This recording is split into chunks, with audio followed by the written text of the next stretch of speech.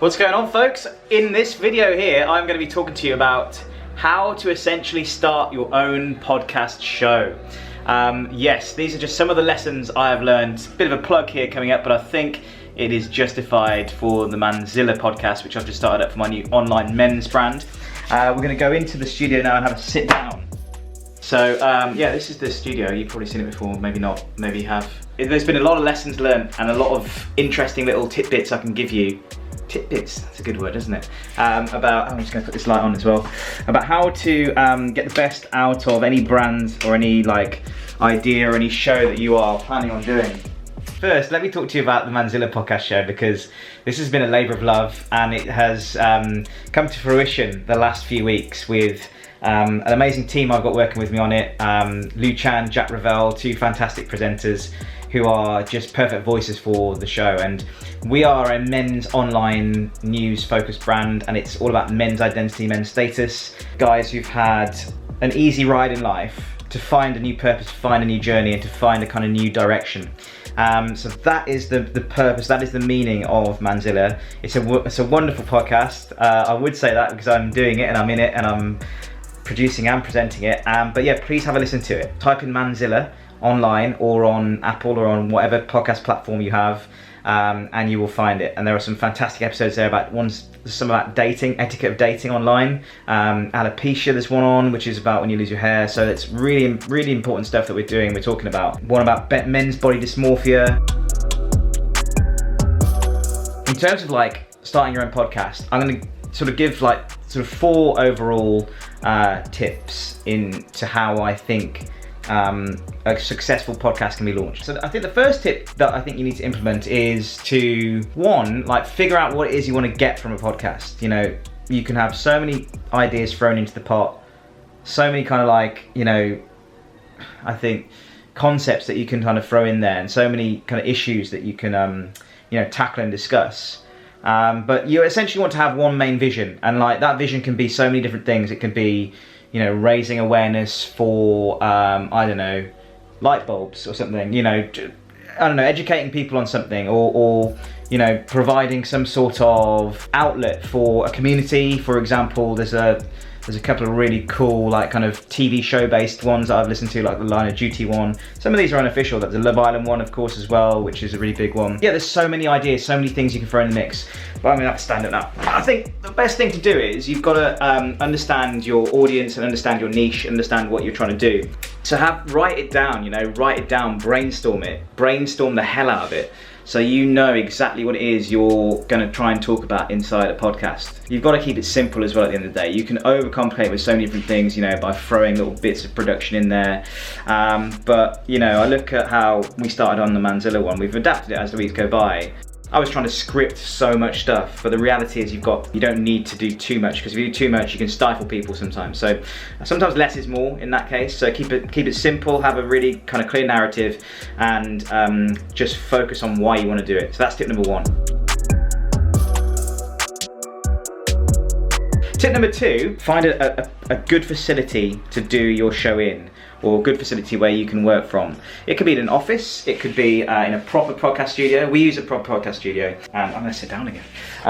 I just thought it was a very easy to do, easy to manage process by having a studio help and assist in that sense. There's loads of them around wherever you, if you're in a city, you'll find a recording studio, no doubt. If you don't have access to a studio, if you want to do it differently, you could use your phone.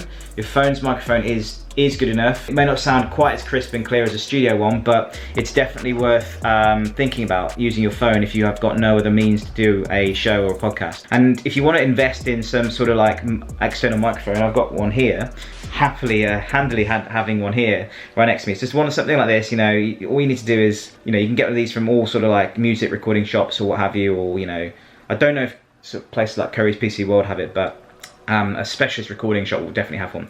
And you can you know, plug these into an adapter which fits into your phone, or some of them even just go straight into your phone. Most of them do actually. Microphone's fine. Find a space where you've got enough room to house people you want to have in it, or if you want to do it yourself, you don't need that much room at all. But I would definitely suggest investing or thinking about having the audio on point, because that is the key thing when someone is listening to a podcast. If your sound is crap, basically, if your sound is rubbish, then off it goes, on to the next one.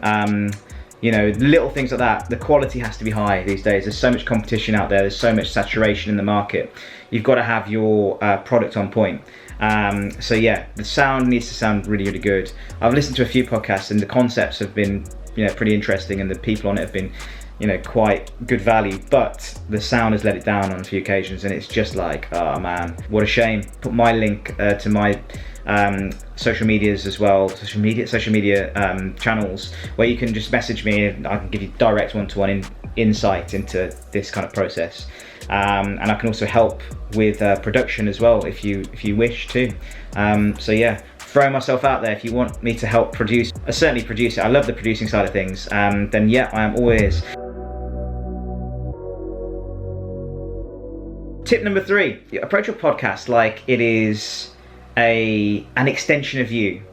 And that might sound a bit wishy-washy, but essentially your podcast has got to be something that you are invested in and you want people to listen to and to share and to talk about. So if you're not that into it, if you're not that fussed about, I'm gonna get the lights in.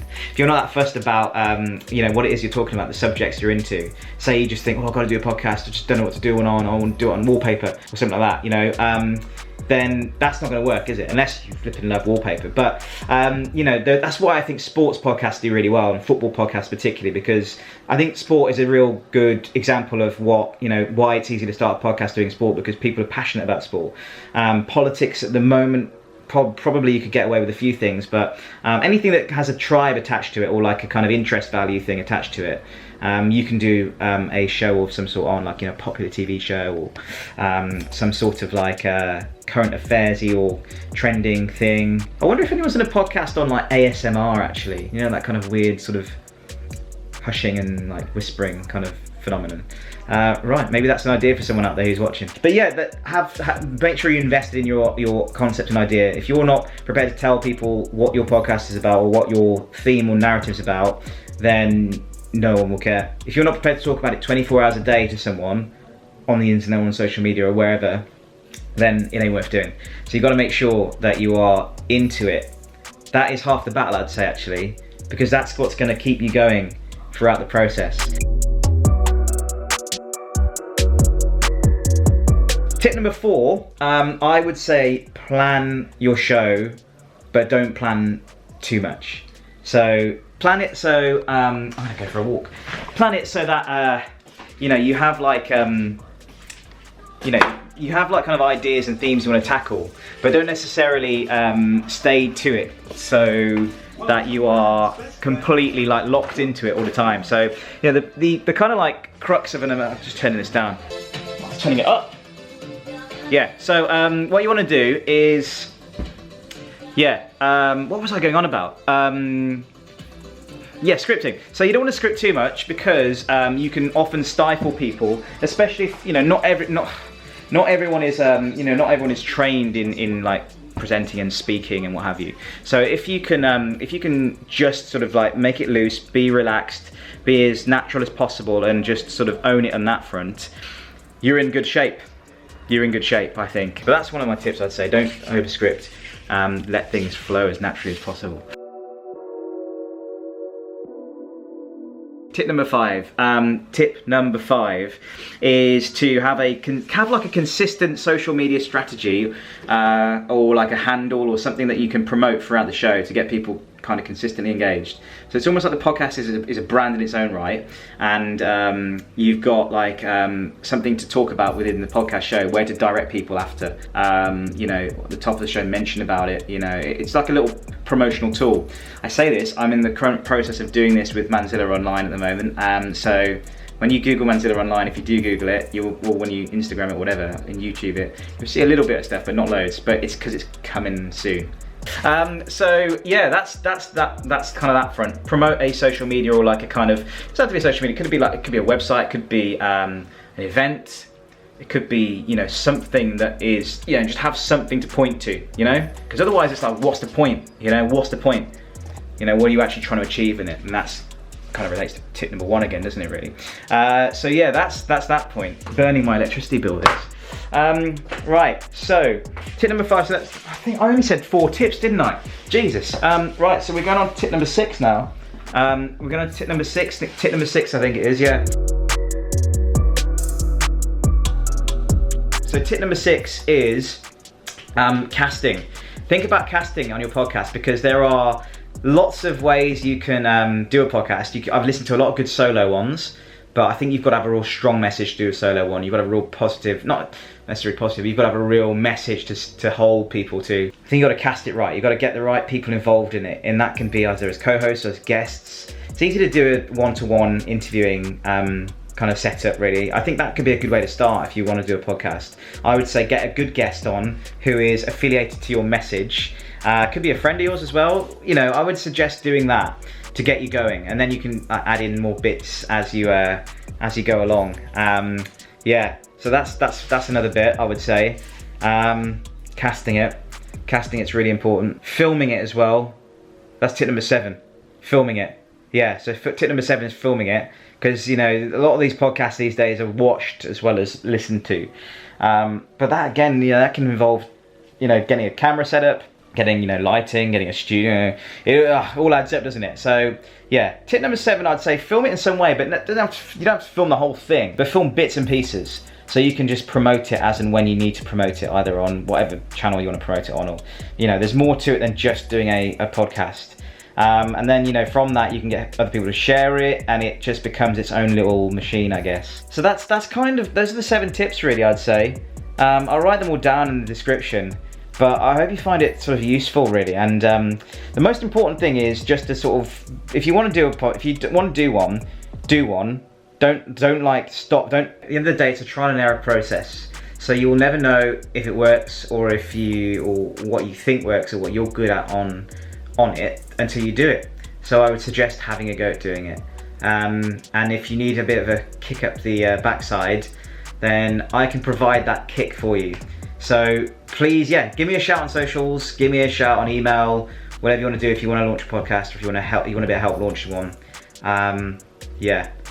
Yes, thank you so much indeed for watching this video. My arm's getting tired now.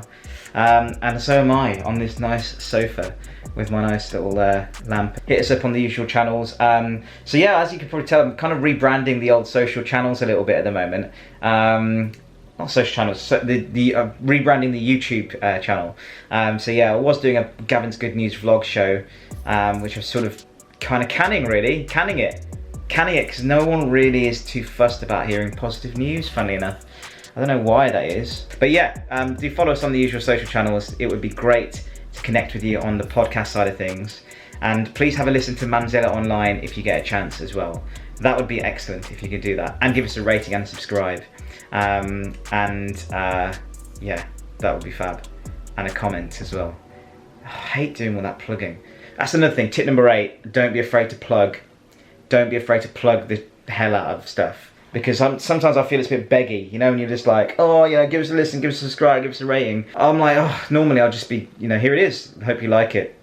But yeah, these days, you know, you gotta just ask people to like do this, this and this, and I feel really like, if they wanna watch it, they'll watch it, or if they wanna listen to it, they'll listen to it. You know, it's a soft sell approach I try and go for, but you've gotta, I don't know, pushing it aggressively, I think, probably will help you out in the long run, but not in a way that people get annoyed by it. But if your product's good enough, it should just work anyway. Have a good day, see you soon, take care.